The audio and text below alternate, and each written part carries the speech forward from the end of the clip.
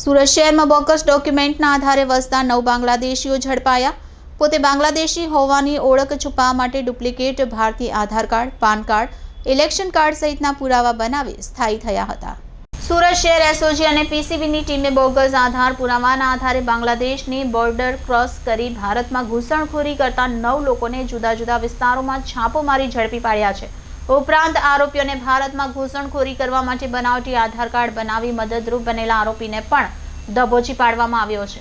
Surat police commissioner Ajay તોમરના જણાવ્યા અનુસાર Surat PCB અને એસઓજીની ટીમે સંયુક્ત બાતમીના આધારે જુદા જુદા વિસ્તારોમાં છાપો માર્યો હતો, જ્યાંથી કુલ 9 બાંગ્લાદેશીઓને ઝડપી પાડવામાં આવ્યા હતા, જેમાં મુખ્ય આરોપી મોહમ્મદ હારૂન રશીદ, મોહમ્મદ હમીદ, મંસૂર બકર મોલ્લા, સિયાન મોહમ્મદ, મનન ખલીફા, સરમીન ખાન, અમીનાયત શેખ, મોહમ્મદ ફારૂન हुसैन, मोहम्मद हमीद, तुली मोहम्मद, आलम मंडल, काजोली बेगम, मोहम्मद नासिर सरदार, मोहम्मद राणा, लियाकत मोल्ला, बहादुर रफीक खानની ધરપકડ કરવામાં આવી હતી। આરોપીની પૂછપરછમાં જાણવા મળ્યું હતું કે પોતે બાંગ્લાદેશી હોવાની ઓળખ છુપાવવા માટે બનાવટી ભારતીય Aadhaar card, PAN card, election card સહિતના પુરાવા બનાવી ભારતમાં ગેરકાયદેસર રીતે ઘૂસણખોરી કરી હતી। બોગસ ડોક્યુમેન્ટના આધારે આરોપીઓને ભારતમાં ઘૂસણખોરી કરવા માટે આકાશ સંજય માનકર દ્વારા મદદ કરવામાં આવી હતી। સુરત શહેરમાં ઘણા બધા લોકો ભારતના જુદા જુદા રાજ્યોમાંથી વેપાર ધંધા અને મજૂરી અને રોજીરોટી માટે આવતા હોય છે, પણ એવામાં જ એસઓજી અને પીસીબીની ટીમે એક એવા નેટવર્ક પકડ્યા છે જેમાં બાંગ્લાદેશી લોકોને ગેરકાયદેસર રીતે ઇન્ડિયામાં લાવી અને ખોટા દસ્તાવેજો એટલે બનાવટી દસ્તાવેજો મારફતે એના આધાર કાર્ડ પણ ફોટોશોપ વડે બનાવવાનો અને ઇન્ડિયામાં સેટલ કરાવવાની એક ગેંગ પકડવામાં આવી છે, જે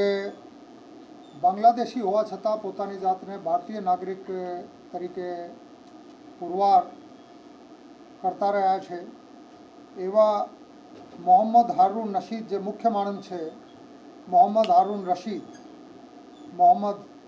હમીદ, આ જિલ્લો મેમનસિંહ બાંગ્લાદેશનો રહેવાસી છે, અને એક ઇન્ડિયાનો માણસ છે જે કડોદરા વિસ્તારમાં રહે છે, એનું નામ છે આકાશભાઈ સંજયભાઈ માનકર। આ Shri Ganesh enterprise Aradhana dream gate number 3-4 Jolva ગામ કડોદરા ખાતે રહે છે, અને આ આકાશ સંજયભાઈ માનકરે PAN card, election card, driving licence વગેરે બનાવટી ભારતીય ડોક્યુમેન્ટ ફોટોશોપ એપ્લિકેશન વડે બનાવીને આ લોકોને આપતા હતા।